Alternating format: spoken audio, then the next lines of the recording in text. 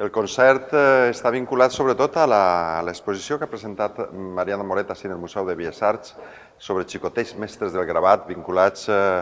portats per l'estrela de Dürer. El que han volgut fer en esta música és primer vincular-se a l'època, el Renaixement alemany,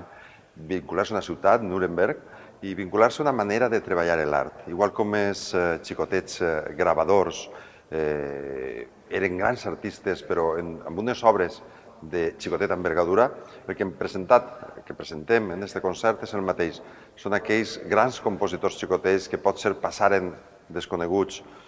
per molta gent, passaren a la història de la música com a compositors de segona línia, però no per això amb més valua, amb més categoria. Pensem que ells són l'essència de tota la grandesa de la música alemanya dels segles posteriors, de Schuch, de Schein, de Telemann, de Bach, de Mendelssohn, i evidentment és el germen de tota una producció musical en la que des de l'aspecte luterà, des de l'aspecte religiós, des de l'aspecte de les tradicions se